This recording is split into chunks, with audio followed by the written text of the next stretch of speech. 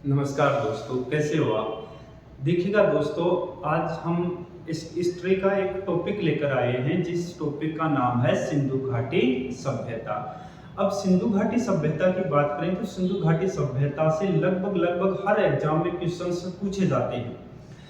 और कोई भी एग्जाम हो, बड़ी से बड़ी एग्जाम से लेकर छोटी से छोटी एग्जामों तक सिंधु घाटी सभ्यता से क्वेश्चंस पूछे जाते हैं। और हम इस वीडियो में कोशिश करेंगे कि हर एग्जाम में जो सिंधु घाटी सभ्यता से क्वेश्चंस पूछे जा सकते हैं उन फैक्टों पे हम क्या करें, चर्चा करें। और देखिएगा दोस्तों, ये जो वीडियो है ये आपकी हर एग्जाम के लिए सफिशिएंट है।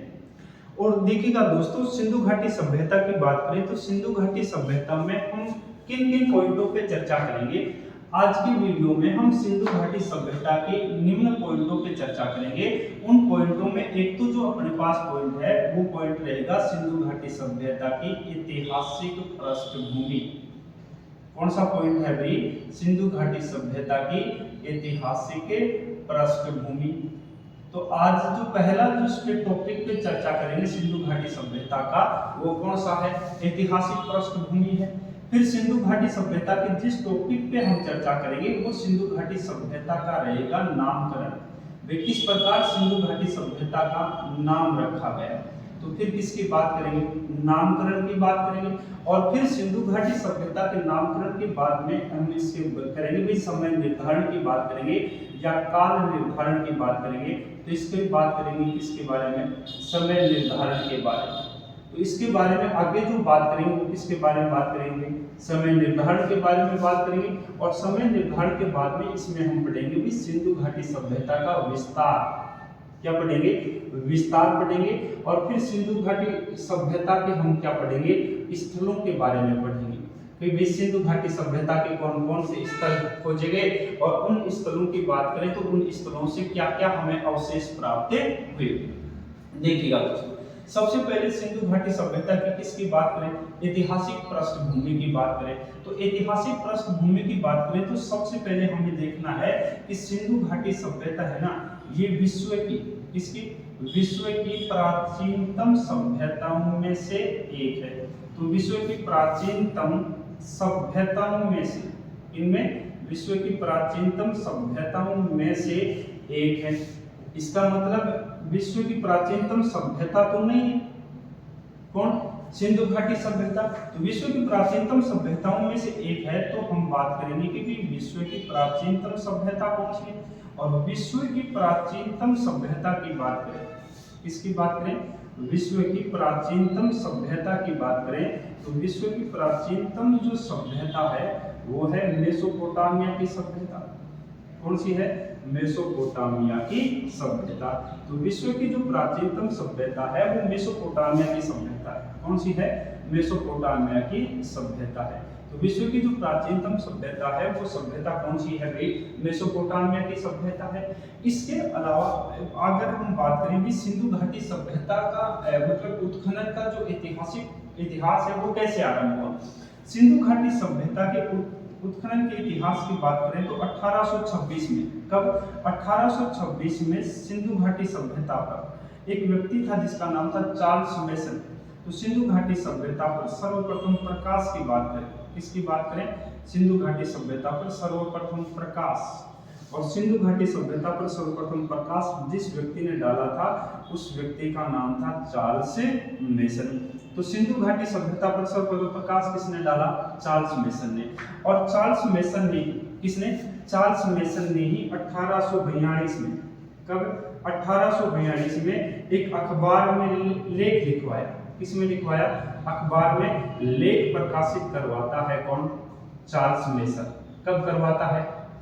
1842 में। और 18 सीधी सी बात है कि 1826 में सिंधु घाटी सभ्यता पर सर्वप्रथम प्रकाश कौन डालता है? चार्ल्स मेसन डालता है। और 1842 में एक अखबार में एक लेख प्रकाशित करवाता है। और उस लेख में उस लेख में कहता है कि हड़प्पा में, कहाँ?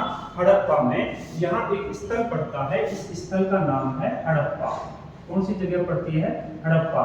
वर्तमान में ये हड़प्पा पाकिस्तान में है और यहाँ इस हड़प्पा को लेकर कहा कि इस हड़प्पा नामक स्थान पर कोई प्राचीनतम स्थल विद्यमान है। ये कब? 1842 के एक लेख में प्रकाशित करवाया। और इस लेख के पश्चात 1853 में एक व्यक्ति था जिसका नाम था अलेक्जेंडर। कौन था? Alexander Cunningham. और अलेक्जेंडर कनिंघम है ना, ये अलेक्जेंडर कनिंघम क्या करता है? इस सिंधु घाटी सभ्यता का प्रथम दौरा करता है। क्या करता है? प्रथम दौरा करता है, या वही हम करते हैं प्रथम पहली बार क्या करता है? सर्वे करता है। तो सिंधु घाटी सभ्यता का सर्वप्रथम जो सर्वे करता है वो कौन करता है? अलेक्जेंडर कनिंघम करता है। और कब करता है? 1853 में। और जब अलेक्जेंडर कनिंघम हड़प्पा के दौरे पर आया, किसके दौरे पे आया? हड़प्पा के दौरे पे आया। उस सर्वे में इसे एक मोहर मिली। क्या मिली थी? एक मोहर मिली थी। वो उस मोहर इस बात का परिचायक थी कि यहाँ प्राचीनतम कोई ना कोई क्या है? स्थल है। और उस मोहर पर कहा जाता है कि एक तो बैल की आकृति अंकित थी और 6 अक्षर अंकित थे उस मोहर पर। और उस मोहर के आधार पर ये अलेक्जेंडर कनिंघम ने पता लगाया कि भाई यहाँ प्राचीनतम कोई क्या है? स्थल है। और ये अलेक्जेंडर कनिंघम फिर अंग्रेजों के पास जाता है और अंग्रेजों से कहता है कि देखो हड़प्पा में कोई प्राचीनतम स्थल विद्यमान है। अब अंग्रेजों ने कहा कि देखो अलेक्जेंडर जी, अपना काम ये नहीं है कि भारत में कौन कहाँ प्राचीन स्थल हैं उनकी खोज करना, अपना काम नहीं है। और अलेक्जेंडर कनिंघम को भी कहा कि देखो आप भी अपना काम करो। तब तो अलेक्जेंडर कहा जाता है कि इस बात को छोड़ देता है। और फिर कहा जाता है कि हम सब जानते हैं कि 1853 में ही भारत की प्रथम रेल चलाई जाती है मुंबई से थाने के मध्य, 1853 में। और प्रथम रेल चलने के बाद में भारत के कई स्थानों पर और भी रेलवे लाइनें बिछाई जा रही थी। और एक रेलवे लाइन बिछाई जा रही थी यहाँ लाहौर से। कहाँ से? लाहौर से, जहाँ कराची के मध्य रेलवे लाइन बिछाई जा रही थी यहाँ। और इस लाहौर से कराची के मध्य जो ये रेलवे लाइन बिछाई जा रही थी, इस रेलवे लाइन जब बिछाई जा रही थी तब कहा जाता है कि 2 इंजीनियर थे जिनका नाम, एक का तो नाम था जॉन बर्टन था और एक का नाम था विलियम बर्टन। और जॉन बर्टन और विलियम बर्टन जब लाहौर से कराची के मध्य यहाँ रेलवे लाइन बिछाने जा रहे थे तब इन टीलों को क्या किया? समतल किया। और जैसे ही टीलों को समतल किया तब कहा जाता है कि हड़प्पा के आसपास जब टीलों को समतल किया जा रहा था तब जमीन में खुदाई हुई तो ईंटें बाहर निकली। तो 1-2 ईंटें भी नहीं, बहुत बड़ी मात्रा में ईंटें निकली। तब ये चर्चा का विषय बन गया। और तब दोबारा कौन? अलेक्जेंडर कनिंघम 1856 में, तब 1856 में अलेक्जेंडर कनिंघम इस हड़प्पा का दूसरा दौरा करता है। क्या करता है? दूसरा दौरा करता है। और यहाँ से दूसरा दौरा करता है कौन? Alexander Cunningham. और यहाँ से बड़ी मात्रा में क्या निकल रही थी? ईंटें निकल रही थी। अलेक्जेंडर कनिंघम अंग्रेजों से बात करता है, अंग्रेज मना कर देते हैं। तो अलेक्जेंडर कनिंघम इंग्लैंड जाता है और इंग्लैंड जाकर कहता है कि भाई हड़प्पा में कोई ना कोई प्राचीनतम स्थल है और उस स्थल की हमें क्या करनी चाहिए? खुदाई करनी चाहिए। अब उस स्थल की खुदाई करनी चाहिए तब कहा जाता है कि इसके लिए उसके लिए एक कोई विभाग चाहिए था। और कहा जाता है कि वहां जो अलेक्जेंडर कनिंघम ने भारतीय पुरातत्व विभाग की स्थापना की मंजूरी लेता है। और 1861 में, कब? 1861 में भारतीय पुरातत्व विभाग की स्थापना होती है। और भारतीय पुरातत्व विभाग की स्थापना जिस व्यक्ति के प्रयासों से होती है उस व्यक्ति का क्या नाम था? Alexander Cunningham. तो 1861 में भारतीय पुरातत्व विभाग की स्थापना होती है किसके प्रयासों से? अलेक्जेंडर कनिंघम के प्रयासों से। तो अलेक्जेंडर कनिंघम के प्रयासों से भारतीय पुरातत्व विभाग की क्या होती है? स्थापना होती है। और ये स्थापना होती कब है? 1861 में। और इसका जो मुख्यालय था वो मुख्यालय रखा गया उस समय कोलकाता में। कहाँ रखा गया? कोलकाता में। अब सीधे यहाँ से एक क्वेश्चन पूछा जाता है कि भाई भारतीय पुरातत्व का जनक किसका? भारतीय पुरातत्व का जनक ही किसे कहा जाता है? अलेक्जेंडर कनिंघम को। और इस भारतीय पुरातत्व विभाग का जो प्रथम महानिदेशक था, क्या प्रथम महानिदेशक भी कौन बना? प्रथम महानिदेशक। और ये प्रथम महानिदेशक भी कौन बना भाई? Alexander Cunningham. अब अलेक्जेंडर कनिंघम ने भारतीय पुरातत्व विभाग की स्थापना तो करवा ली या स्थापना तो कर दी, पर कहा जाता है कि इसे अंग्रेजों ने बजट नहीं दिया। बजट नहीं दिया तो हड़प्पा की क्या नहीं हो सकी, खुदाई नहीं हो सकी। इसके बाद में कहा जाता है कि 1902 के आसपास इसका तीसरा महानिदेशक बनता है, और तीसरा महानिदेशक बनता है जिसका नाम है जॉन मार्शल। तो इसका तीसरा महानिदेशक कौन बनता है भाई, जॉन मार्शल बनता है। और यही जॉन मार्शल पुरातत्वविद था, पुरातत्वविद था कौन, जॉन मार्शल। तो इसने हड़प्पा के खुदाई में कुछ रुचि दिखाई, और रुचि दिखाई और जॉन मार्शल ने 2 टीमें बनाई। कितनी टीमें बताई, 2। एक टीम तो बनाई ही राय दयाराम साहनी के नेतृत्व में। किसके नेतृत्व में, राय बहादुर दयाराम साहनी के नेतृत्व में एक टीम तो इसके नेतृत्व में बनाता है, और दूसरी टीम बनाता है राखलदास बनर्जी के नेतृत्व में। और यही दयाराम साहनी और राखलदास बनर्जी कहाँ आते हैं, सिंधु घाटी क्षेत्र में। और सबसे पहले कहा जाता है कि सफलता मिलती है इस दयाराम साहनी को किसके रूप में, हड़प्पा के रूप में। और कब मिलती है, 1921 में। इसके बाद में कहा जाता है कि इसके बाद में कहा जाता है कि दूसरी सफलता मिलती है राखलदास बनर्जी को। और राखलदास बनर्जी को जिस रूप में सफलता मिलती है वो किस रूप में मिलती है, मोहनजोदड़ो के रूप में। तो 1922 में फिर मोहनजोदड़ो की खोज करता है कौन, राखलदास बनर्जी। और 1921 में दयाराम साहनी किसकी खोज कर देता है, हड़प्पा की खोज कर देता है। इसका मतलब सिंधु घाटी के जो आसपास का क्षेत्र थे उसमें क्या मिलने लगे, प्राचीनतम स्थल मिलने लगे। तब कहा जाता है कि जॉन मार्शल, किसने, जॉन मार्शल ने 1924 में, कब, 1924 में सिंधु घाटी सभ्यता की क्या कर दी, घोषणा कर दी। तो 1924 में जॉन मार्शल सिंधु घाटी सभ्यता की क्या करता है, घोषणा करता है।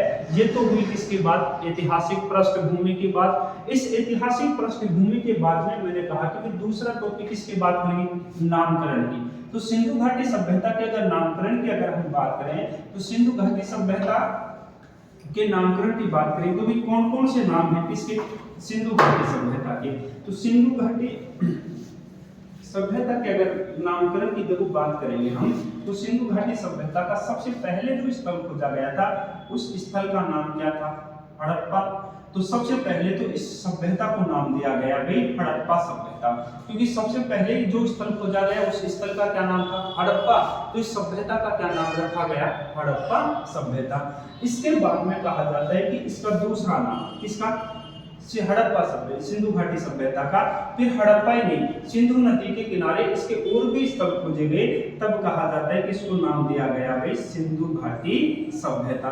तो दूसरा नाम दिया गया इसे सिंधु घाटी सभ्यता। फिर जो इसके स्थलों की खोज हुई तो ये सिंधु घाटी सभ्यता तक ही स्थल सीमित नहीं रहे। एक नदी थी जिसका नाम था सरस्वती नदी, लगभग ये मार्ग बताया जाता है सरस्वती नदी का।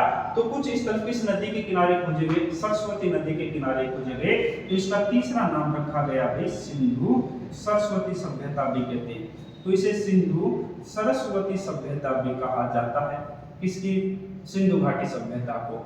और सिंधु घाटी सभ्यता के लोगों ने क्या किया, तांबे में टिन मिलाया, और तांबे में टिन मिलाकर एक नई धातु का निर्माण किया जिसे कहते हैं हम कांस्य धातु। तो कांस्य का जो निर्माण किया था वो कांस्य का निर्माण करने का श्रेय भी किसको जाता है, सिंधु घाटी सभ्यता के लोगों को जाता है। इसीलिए इसे कांस्य युगीन सभ्यता कहा जाता है। तो इसे और सभ्यता कौन सी सभ्यता कहा जाता है, कांस्य युगीन सभ्यता कहा जाता है। तो ये सिंधु घाटी सभ्यता के नाम है भाई। एक तो हड़प्पा सभ्यता कहते हैं क्योंकि सबसे पहले कौन सा स्थल खोजा गया, हड़प्पा। फिर सिंधु घाटी सभ्यता के, सिंधु घाटी नदी के किनारे और भी स्थल खोजा गया तो इसका नाम कर दिया गया सिंधु घाटी सभ्यता। फिर सिंधु घाटी सभ्यता तक ही इसके स्थल सीमित नहीं रहे तो इसका नाम क्या कर दिया गया, सिंधु सरस्वती सभ्यता। और सिंधु घाटी सभ्यता के लोगों ने ही तांबे में टिन मिलाकर कांस्य धातु का आविष्कार किया था, इसीलिए इस सभ्यता को क्या कहते हैं, कांस्य युगीन सभ्यता। इसके बाद में बात करें नामकरण को लेकर, समय निर्धारण को। तो इसका जो समय निर्धारण की बात करें तो समय निर्धारण एक तो बताया था किसने भाई, जॉन मार्शल। किसने बताया, जॉन मार्शल ने। और एक कार्बन पद्धति के आधार पर बताता है जिसका नाम है डीपी अग्रवाल। कौन बताता है, डीपी अग्रवाल। तो यहाँ बात करें जॉन मार्शल ने जो इसका समय बताया ना, जो जॉन मार्शल ने इसका जो समय बताया वो बताया 3200 ईसा पूर्व से लेकर, कब से लेकर 3250 ईसा पूर्व से लेकर 2750 ईसा पूर्व का समय है किसका, सिंधु घाटी सभ्यता का। फिर डीपी अग्रवाल ने जो इसका समय बताया वो बताया 2300 ईसा पूर्व से लेकर, कब से लेकर 2300 ईसा पूर्व से लेकर 1750 ईसा पूर्व समय बताया। कार्बन पद्धति के आधार पर बताता है ये। तीसरी बात करें एनसीईआरटी में, इसमें एनसीईआरटी में, और एनसीईआरटी में इसके समय की बात करें तो ये एनसीईआरटी भी है, न्यू एनसीईआरटी की बात करेंगे। किसकी बात करेंगे, न्यू एनसीईआरटी की बात करें। और न्यू एनसीईआरटी में इसका जो समय दिया गया है अब ये 2500 ईसा पूर्व से लेकर 1800 ईसा पूर्व इसका समय बताया गया है। और चौथी बात करेंगे ओल्ड एनसीईआरटी में, इसमें ओल्ड एनसीईआरटी में सिंधु घाटी सभ्यता के समय की बात करें तो ओल्ड एनसीईआरटी में इसका समय है 2350 ईसा पूर्व से लेकर 1750 ईसा पूर्व तक। तो ये सिंधु घाटी सभ्यता का क्या है भाई, समय है। समय सबसे पहले किसने बताया, जॉन मार्शल ने। कितना बताया, 3250 ईसा पूर्व से लेकर 2750 ईसा पूर्व तक। दूसरा एक किसने बताया, डीपी अग्रवाल ने बताया कार्बन पद्धति के आधार पर 2300 ईसा पूर्व से लेकर 1750 ईसा पूर्व तक। न्यू एनसीईआरटी में है 2500 ईसा पूर्व से लेकर 1800 ईसा पूर्व तक का समय है। और ओल्ड एनसीईआरटी में समय है कितना, मतलब ओल्ड एनसीईआरटी में जो समय है वो है 2350 ईसा पूर्व से लेकर 2750 ईसा पूर्व तक ओल्ड एनसीईआरटी में क्या है, समय है। फिर कार्बन पद्धति के आधार पर बात करें, किसके आधार पर बात करें, कार्बन पद्धति के आधार पर बात करें तो कार्बन पद्धति के आधार पर इसका जो समय बताया जाता है, किसका, सिंधु घाटी सभ्यता का। तो कार्बन पद्धति के आधार पर बात करें तो सिंधु घाटी सभ्यता को मुख्यतः 3 भागों में बांट सकते हैं। कितने भागों में, 3 भागों में। एक तो जो सिंधु घाटी सभ्यता को हम कहते हैं भाई पूर्व हड़प्पाई सभ्यता, क्या कहते हैं, पूर्व हड़प्पाई सभ्यता कहते हैं। दूसरा इसको कहते हैं हम परिपक्व हड़प्पाई, क्या कहते हैं, परिपक्व हड़प्पाई सभ्यता कहते हैं। और तीसरा हम इसके जो समय को बांटा वो उत्तर हड़प्पाई है। कौन सा है, उत्तर हड़प्पाई। तो ये जो सभ्यताएं हैं इस सभ्यता को समय को 3 भागों में बांट सकते हैं इसके काल को। एक तो पूर्व हड़प्पाई सभ्यता है, एक परिपक्व हड़प्पाई सभ्यता है और एक उत्तर हड़प्पाई सभ्यता है। इसका निर्धारण कहा जाता है कि जो मेसोपोटामिया सभ्यता थी वहां मेसोपोटामिया सभ्यता से मतलब 12 सेंधव मोहरें मिली, मतलब सिंधु घाटी सभ्यता की 12 जो मोहर थी वो मोहर मिली कहां से, मेसोपोटामिया की सभ्यता से। और ये जो मोहर मिली ना, इन मोहरों का जो समय बताया जाता है, क्या बताया जाता है, समय बताया जाता है लगभग 2600 ईसा पूर्व से, कब से लेकर 2600 ईसा पूर्व से लेकर 1900 ईसा पूर्व तक इन सभ्यताओं इस मोहरों का क्या बताया जाता है, समय। इससे पहले पूर्व हड़प्पाई सभ्यता है 3500 ईसा पूर्व से लेकर, कब से लेकर 3500 ईसा पूर्व से लेकर 2600 ईसा पूर्व तक है। और इसके बाद में उत्तर हड़प्पाई सभ्यता है, ये 1900 ईसा पूर्व से लेकर 1300 ईसा पूर्व तक इसका क्या है, समय है।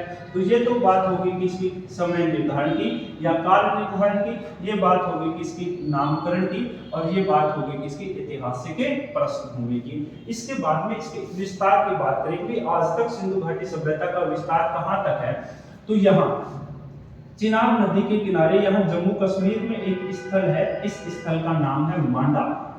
कौन सा स्थल है, मांडा। तो ये जो मांडा है ये किस नदी के किनारे है, चिनाब नदी के किनारे है। किस नदी के किनारे है, चिनाब नदी के किनारे। तो उत्तरतम जो स्थल है सिंधु घाटी सभ्यता का, सबसे उत्तरी जो भाग है वो है मांडा।